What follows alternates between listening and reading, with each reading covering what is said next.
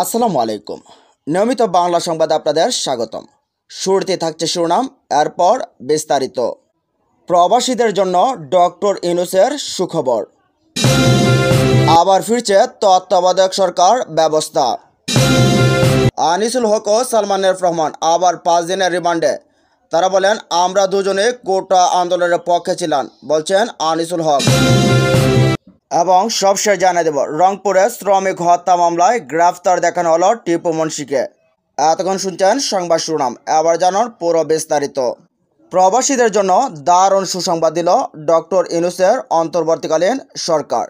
বৈষম্য বিরোধী ছাত্র আন্দোলন যখন তুঙ্গে, তারই সাথে সাথে একাত্মতা ঘোষণা করেছিল বাংলাদেশের যত প্রবাসী রয়েছে তারা, এবং স্বৈরাচারকে বিদায় করতে প্রবাসীদের ভূমিকাও অনস্বীকার্য। যখন দেশের সোনালী ছেলেরা বুকের রক্ত ঢেলে এদেশের স্বাধীনতা আনতে লড়াই করছে, ঠিক সেই সময় প্রবাস থেকে লড়াই করছেন দেশের অন্যতম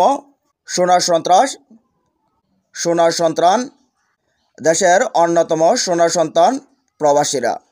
প্রত্যেক দেশে দেশে প্রবাসীরা শপথ গ্রহণ করে যে আমরা যতক্ষণ পর্যন্ত এই ফেসিবাদের সরকার পতন না হবে ততক্ষণ পর্যন্ত দেশে বৈধ উপায়ে রেমিটেন্স পাঠাবো না। আর এতে করে প্রবাসীদের রেমিটেন্স না আসাতে সরকার আরও চাপে পড়ে এবং দেশের বৈষম্য বিরোধী ছাত্র জনতার আন্দোলন আর বিদেশে প্রবাসীদের রেমিটেন্স বন্ধ হতে অবশেষে 5 আগস্ট স্বৈরাচার শেখ হাসিনা দেশ ছেড়ে পালিয়ে যান। তবে নতুন সরকার এসেই তাদের জন্য ইতিমধ্যেই অনেকগুলো কাজ করেছেন। তার মধ্যে একটি হচ্ছে এয়ারপোর্টে free telephone, free wifi, help desk, customer service, দ্রুত লাগেজ প্রদান, ভালো ব্যবহার, লাগেজ ভাঙলে বা কোনো কিছু চুরি হলে কর্মীদের বেতন থেকে টাকা কাটা হবে। ইতিমধ্যে প্রবাসীদের জন্য তিনি কাজ শুরু করে দিয়েছেন। ডক্টর ইউনূস বলেন, প্রবাসীরা আমাদের রেমিটেন্স যোদ্ধা, আমাদের দেশের সম্পদ। তাদের সাথে বিমানবন্দরে ভালো ব্যবহার করতে হবে, তাদের কোনো কিছুতেই হাত দেওয়া যাবে না। ডক্টর ইউনূস বলেন, আমরা দীর্ঘদিন ধরে দেখছি যে বিমানবন্দরে কী পরিমাণ দুর্নীতি করা হয়। তাদের কাছ থেকে তাদের লাগেজ চুরি করা হতো, লাগেজ কাটে বিভিন্ন মূল্যবান জিনিস নেওয়া হতো। আজ থেকে সেগুলো আর করা হবে না। যদি কেউ এগুলোর সাথে প্রমাণিত হয় তাহলে তার বেতন থেকে এগুলোর মূল্য কাটা রাখা হবে।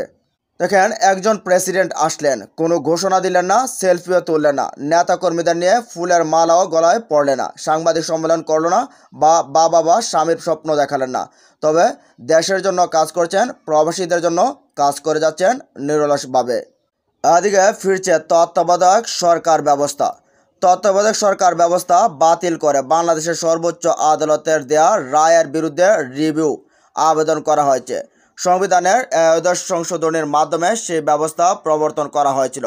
এর আগে 15 সংশোধনী নিয়ে করা এক রিটের পরিপ্রেক্ষিতে তা সংবিধানের সাথে সাংঘর্ষিক ঘোষণা করা হবে না কেন জানতে চেয়ে রুলও দিয়েছে হাইকোর্ট। 2011 সালে জাতীয় সংসদে 15 সংশোধনীর মাধ্যমে তত্ত্বাবধায়ক সরকার বাতিল সহ সংবিধানে বেশ কিছু পরিবর্তন আনা হয়।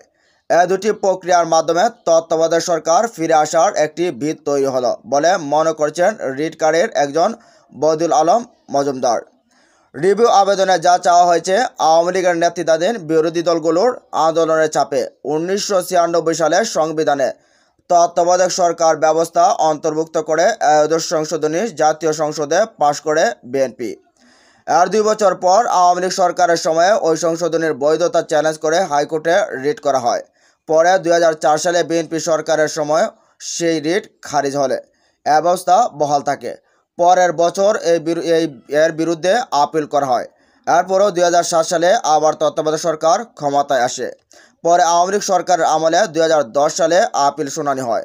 তৎকালীন প্রধান বিচারপতি এবিএম খায়রুল হক সহ 7 বিচারপতি আপিল বিভাগের পূর্ণাঙ্গ বেঞ্চে 2011 সালের 10 মে সংবিধানের 11 সংশোধনী বাতিল ঘোষণা করে রায় দেয়। পরের বছর সেপ্টেম্বরে পূর্ণাঙ্গ রায় প্রকাশিত করা হয়। আপিল বিভাগের ওই রায় পুনর্বিবেচনার চেয়ে সম্প্রতি আবেদন করা হয়েছে। রিভিউ আবেদন করার কারণ সম্পর্কে আবেদনকারীদের আইনজীবী শরীফ ভুঁইয়া বিবিসি বাংলাকে বলেন, জাজমেন্ট আমরা রিভিউ চেয়েছি কারণ এটার অনেকগুলো আইনগত ত্রুটি আছে। একই সাথে এ রায়ের মধ্যে পরস্পর বিরোধী ব্যাপার যাচ্ছে জানিয়ে শরীফ ভূঁইয়া বলেন, যেমন সংক্ষিপ্ত রায়ে বলা হয়েছিল দুটি নির্বাচন তত্ত্বাবধায়ক সরকারের অধীনে করতে হবে, পরের বিস্তারিত আদেশ এটা আর নাই, কাজে এটা একটা পরস্পর বিরোধী। তত্ত্বাবধায়ক সরকার ব্যবস্থা গণতন্ত্র ভোটাধিকারকে সুসংহত করে, এগুলোকে সংবিধানের মূল কাঠামো উল্লেখ করে শরীফ ভূঁইয়া বলেন, তত্ত্বাবধায়ক সরকার এগুলো নিশ্চিত করে, এজন্য এ ব্যবস্থা সংবিধানের মূল কাঠামোর অংশ। কাজেই আপিল বিভাগ একটা রায় দিয়ে এটা বাতিল করতে পারে না। আপিল বিভাগের তত্ত্বাবধায়ক সরকার ব্যবস্থা বাতিল করতে গিয়ে কিছু ক্ষমতা ব্যবহার করছে যেগুলো বিচার বিভাগ বা নির্বাহী বিভাগের করার কথা না। এটা ক্ষমতা পৃথকীকরণ নীতির পরিপন্থী ছিল বলে জানান ভূঁইয়া। এ আবেদনের মাধ্যমে তত্ত্বাবধায়ক সরকার ব্যবস্থা ফেরানোর প্রক্রিয়া শুরু হলো কিনা এমন প্রশ্নের জবাবে ভূঁইয়া বলেন, আমাদের দেশের সাংবিধানিক সংস্কারের একটা অংশ হিসেবে এটাকে দেখতে চাই। এটা যেমন একদিকে তেমনি রায়টাও রিভিউ হয়েছে বিচারপতি খায়রুল হকের নেতৃত্বে। রায়টা যদি বাতিল হয় তাহলে অবশ্যই তত্ত্বাবধায়ক ব্যবস্থা সংবিধানে ফিরবে, সেটা অবশ্য একটা দিক। আর যারা এই রিভিউ আবেদন করেছে তারা মূল আপিল মামলায় পক্ষভুক্ত ছিলেন না, এক্ষেত্রে আবেদন করার আইনগত সুযোগ রয়েছে কিনা এমন প্রশ্নে ভূঁইয়া বলেন, আইনগতভাবে এটা করা যায়। যে মামলায় রিভিউ করছি তাতে যদি আগে পক্ষ না থাকে তবে আদালতের অনুমতি নিয়ে রিভিউ করতে হয়।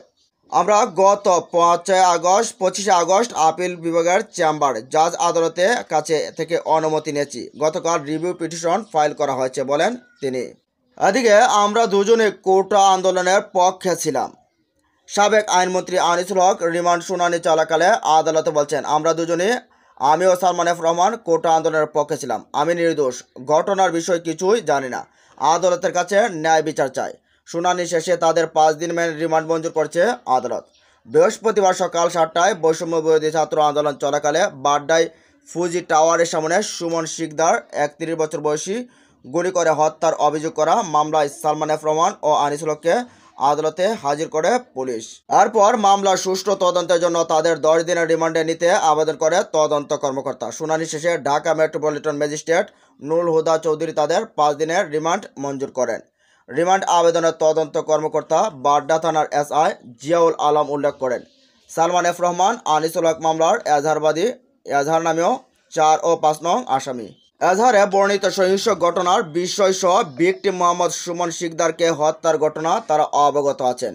এছাড়া তারা বৈষম্য বিরোধী ছাত্র জনতার আন্দোলনে এজাহার নামেও অন্যান্য আসামিদের উস্কানি দেওয়া সহ গুলি করে লোক হত্যার নির্দেশ প্রদান করেছে বলে মর্মে জানানো হয়েছে। এর আগে 13 আগস্ট গোপন তথ্যের ভিত্তিতে নৌপথে পলায়নরত অবস্থায় রাজধানীর সদরঘাট এলাকা থেকে তাদের গ্রেফতার করা হয়।